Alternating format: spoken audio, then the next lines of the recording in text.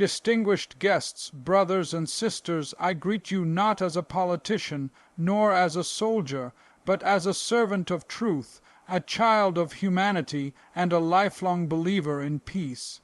The world has watched with heavy hearts the fires of war between Iran and Israel, two ancient civilizations, bound by history, divided by conflict, and caught in the tides of vengeance and fear.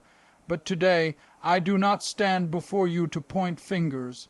I stand to ask a deeper question: who truly wins in war? When mothers bury sons, when cities turn to dust, when children grow up knowing only the sound of sirens, can there be a victor? We must not measure victory by missiles fired or territories claimed.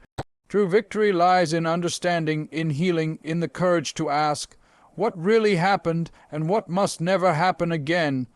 Let us walk through the truth together, not to divide, but to awaken the conscience of our time. For peace is not the silence after war. It is the justice that prevents its return. Asterisk in the modern age, we have come to measure war in terms of statistics, in missiles launched, in soldiers deployed, in cities captured, and in casualties inflicted. Governments declare triumphs, media outlets flash headlines of decisive blows, and maps are redrawn as if the suffering of nations can be reduced to the shifting lines on a screen. But this idea that war can ever truly be won is an illusion, a deception that blinds both the victor and the vanquished, for in every battle, regardless of who stands at the podium and claims success, humanity itself is wounded. The bodies that lie beneath the rubble are not trophies. They are sons, daughters, mothers, and fathers' people whose dreams, like ours, were filled with hope and promise. No military operation, no strategic gain, can bring back the life of a child lost or the mind broken by trauma. The price of war is written not in banners or speeches, but in the silence of the grave. Those who wield power often forget that the might of a nation does not lie in its weapons, but in its compassion, its wisdom, and its restraint. When we convince ourselves that a war has been won because we have silenced the guns on our side, we ignore the voices of the displaced, the wounded, and the grieving voices that echo through history, asking, was it worth it? We must understand that there are no true winners when war is fought without a just cause, without humanity, and without regard for the future. Both Iran and Israel have, through the course of this tragic confrontation, suffered deeply, not just in resources or military loss, but in dignity, in trust, and in the bond that once connected us all as human beings. To celebrate victory in such a war is to misunderstand the nature of peace. Peace is not merely the absence of bullets. It is the presence of justice, of reconciliation, and of truth. When the dust settles and the weapons are laid down, the real test of victory begins. Can we look into the eyes of those we called enemies and recognize our shared pain? Can we rebuild what was lost not in concrete, but in hearts? These are the victories that matter, the moral triumphs that no army can deliver and no government can decree. It is not enough to ask who won the war. We must ask what the war cost us all. It cost us trust. It cost us compassion. It cost us the innocence of children who will now grow up learning to hate instead of to understand. And perhaps most of all, it cost us the chance to choose dialogue over destruction. We live in an age where technology gives us unprecedented power to destroy, but also the unmatched opportunity to connect, and yet we continue to choose violence, thinking it will solve what diplomacy could not. This, too, is an illusion. Wars do not end hatred, they harden it. They bury it under layers of grief, where it festers until it rises again in the next generation. As we reflect on what has occurred, let us resist the temptation to name winners and losers, for in the end, war only proves how far we are from the ideals we claim to uphold: freedom, dignity, and peace. Let this not be another entry in the long catalogue of conflict, but a turning point where we redefine victory itself not as dominance over others, but as unity among them. Certainly, here is the expanded version of Keynote 2 Human Cost Beyond Borders, written in the style of Nelson Mandela, approximately 600 words without heading and ending sentences. In every war, it is not the generals who pay the highest price, but the ordinary people, the workers, the mothers, the children, and the elderly. They are the ones whose homes are reduced to ashes, whose families are torn apart by explosions in the night, and whose futures are swallowed by fear and uncertainty. When missiles are launched across borders, their impact does not stop at military bases. The destruction ripples through hospitals, schools, marketplaces, and places of worship, places where life once thrived in dignity and peace. The suffering knows no flag, no language, no religion. It reaches across both sides of border, blurring the lines between so-called enemies and reminding us of our shared humanity. The war between Iran and Israel has not only devastated those directly involved, but has also affected countless lives in the region and beyond. Refugees fleeing the violence have flooded into neighboring countries, overwhelming fragile infrastructures and stretching humanitarian resources thin. Families have been separated indefinitely, with parents praying for news of their children, and children crying out for the comfort of loved ones lost or left behind. The emotional trauma inflicted by such conflict is not easily measured. It cannot be captured in reports or summarized in diplomatic statements. It lives on in the hearts of those who survived, often more broken than those who did not. We must acknowledge the psychological scars that war leaves behind. A child who sees his home destroyed will carry that memory forever. A woman who loses her husband to a drone strike does not feel freedom in the ashes. A father who cannot protect his family from the chaos around them does not feel victorious. These are not statistics, they are human beings, each with a story, each with a soul, and each with the right to live without the shadow of war haunting their every moment. Their cries should not be silenced by political rhetoric or forgotten in the debates of powerful men in distant halls. Beyond the war zone, people around the world feel the effects of such conflicts. Communities in the diaspora worry for their loved ones, hold vigils, and live with anxiety as they watch the news unfold. Economies suffer as instability sends shockwaves through markets. Humanity suffers as hatred spreads faster than understanding, and the world, instead of growing closer through shared progress, is torn apart by ideologies that favor domination over dialogue. The human cost of war is not confined to the battlefield. It stretches into every home touched by loss, every heart touched by fear, and every mind that must now live with the question, why did this happen to us? We cannot continue to see war as a localized issue. In today's interconnected world, every bullet fired reverberates across continents. Every life lost diminishes the whole of humanity, and every chance we miss to prevent bloodshed is a betrayal of the generations yet to come. If we are to be the stewards of a better future, we must recognize that the pain of one people is the pain of all people. We must mourn the lives lost on both sides, not as Iranians or Israelis, but as human beings. Only then can we begin to rise above the cycle of vengeance and retribution. The true cost of war is not found in military budgets or in political outcomes. It is found in the stories of those who had no say in the conflict, but who lost everything because of it. It is found in the tears that fall in silence, long after the last bomb has dropped. Let us never forget that behind every statistic is a face, a voice, a name, and that the value of a single life, no matter where it is born, is greater than the pride of any nation. Certainly, here is the expanded version of Keynote 3, Historical Tensions and Political Manipulations, written in the style of Nelson Mandela, approximately 600 words without heading and ending sentences, No war begins in a single moment. It is not sparked merely by a strike, a speech, or an act of aggression. It is the product of long histories, buried wounds, broken promises, and the dangerous games played by those who seek power more than peace. Conflict between Iran and Israel did not emerge overnight.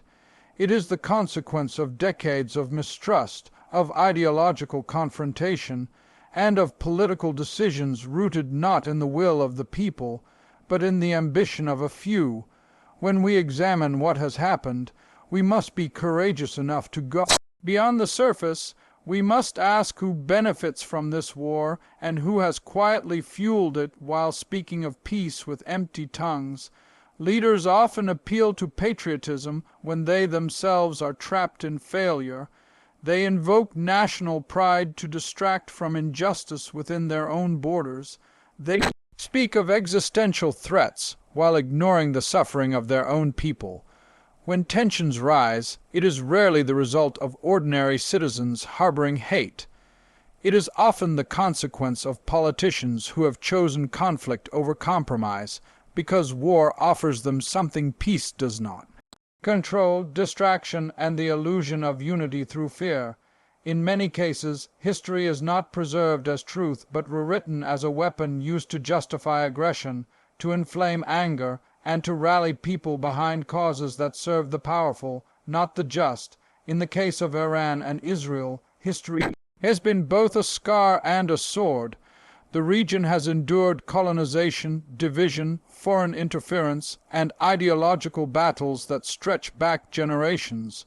Religion has been exploited not as a force for healing, but as a justification for supremacy. Borders have been drawn and redrawn by outside hands, sowing seeds of division that have grown into forests of hatred. And through it all, the voices of the people, the ones who seek only dignity, safety, and freedom, have been silenced beneath the weight of nationalism and political gamesmanship. We must be honest about how the pain of the past is being manipulated to control the present.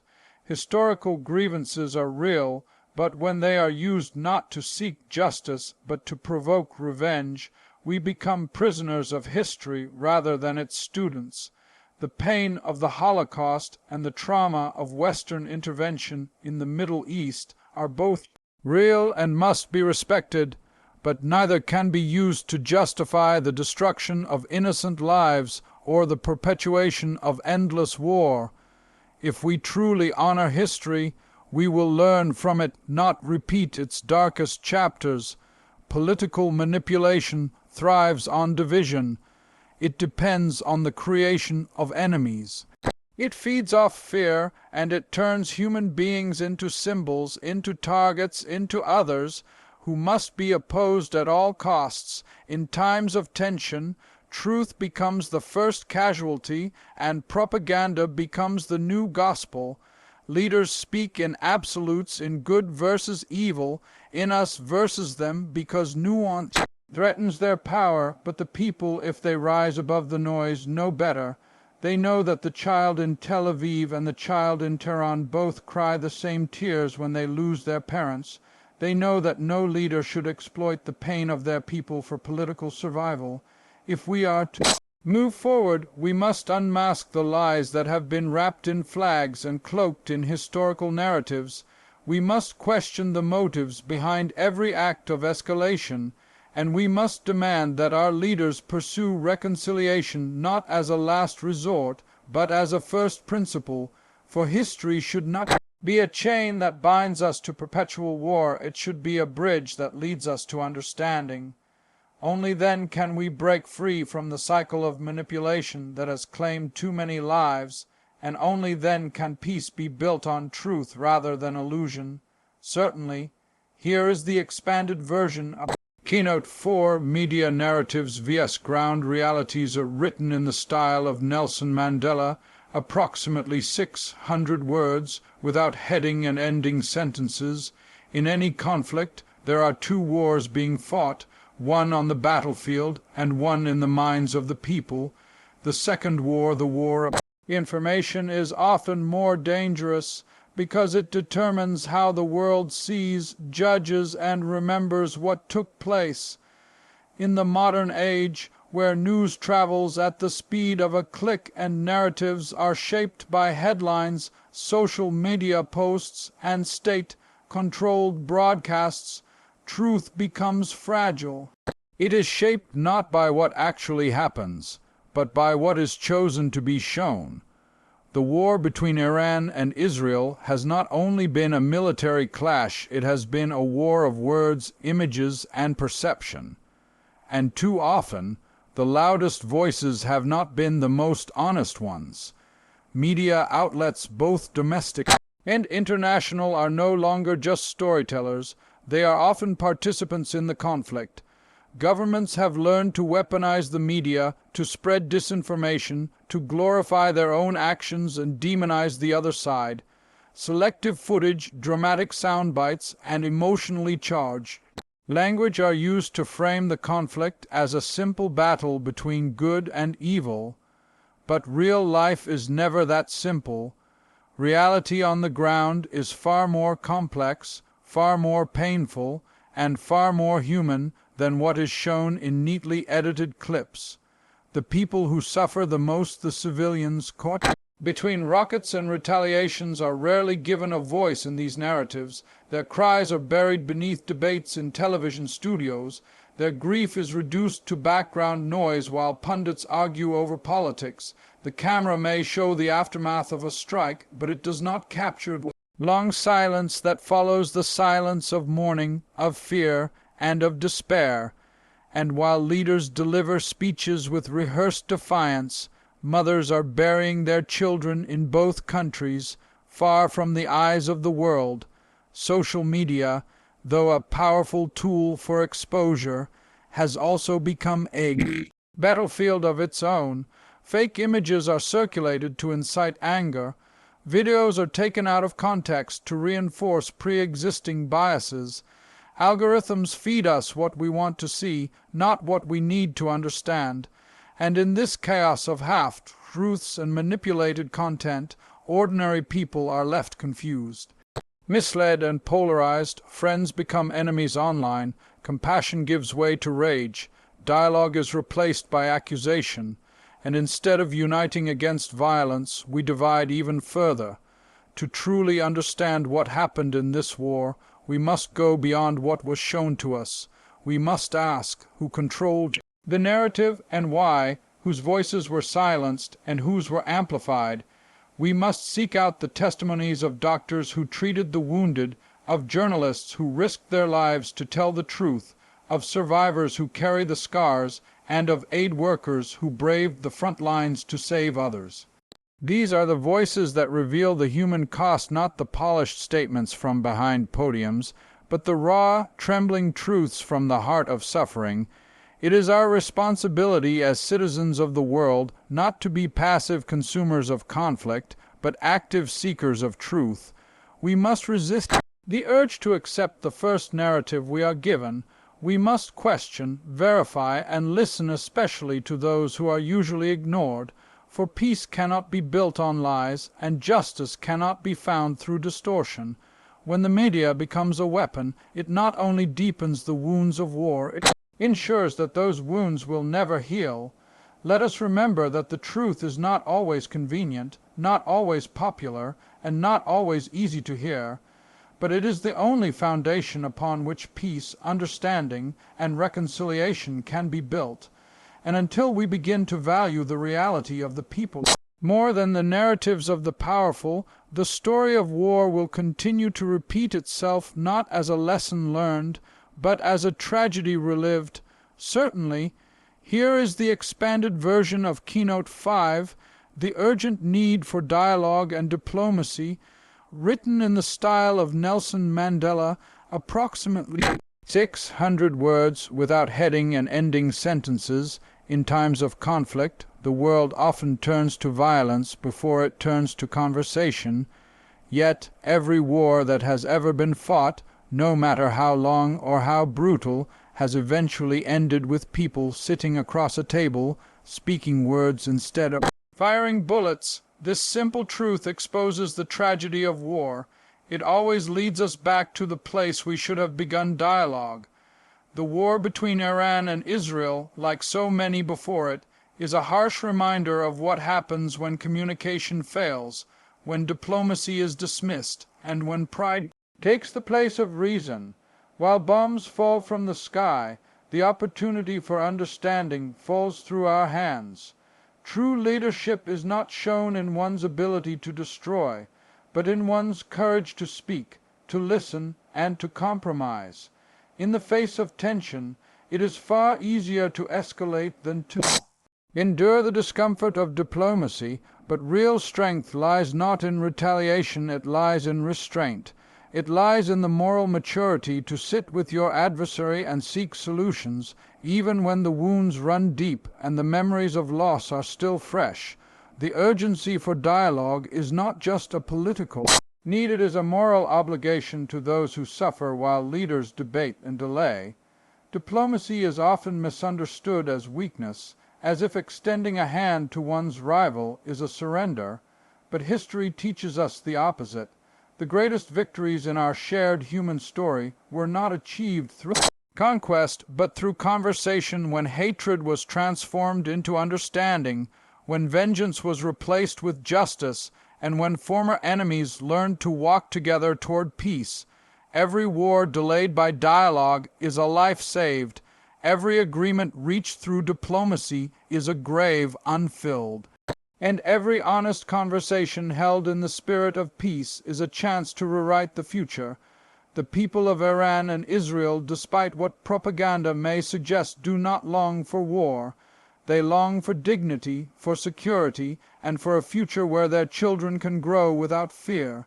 These hopes are not exclusive to one nation.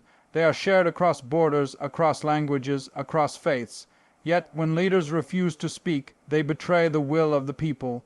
They allow silence to be filled with suspicion, and suspicion to be fed by violence. The longer communication is denied, the harder peace becomes, for every day without dialogue builds another wall between hearts that were not born to hate. The urgency of diplomacy grows with each passing moment of conflict. The deeper the wounds become, the harder they are to heal, and if we do not speak while there is still time, we risk reaching a point where words can no longer mend what weapons have broken. The task ahead is not easy. It demands humility from those in power. It requires each side to see beyond pride and political advantage, and it calls for the courage to take the first step, not because it guarantees success, but because it is the only path that leads away from endless loss. The world must no longer treat dialogue as an afterthought, something to be tried when war has failed. Dialogue must be the first line of defense, not the last resort. We must build institutions that protect peace as fiercely as we have built armies to wage war. We must train negotiators with the same intensity with which we train soldiers, and we must reward compromise as we have too often rewarded conquest. Peace will never be perfect. It will always involve discomfort, sacrifice, and imperfection. But the alternative is devastation, and history has shown us its cost time and time again. Those who believe in peace must speak louder than those who call for war, and those who govern must remember that their power is not measured by the size of their military, but by their ability to lead their people away from brink and into a future shaped not by destruction, but by mutual respect and a shared hope.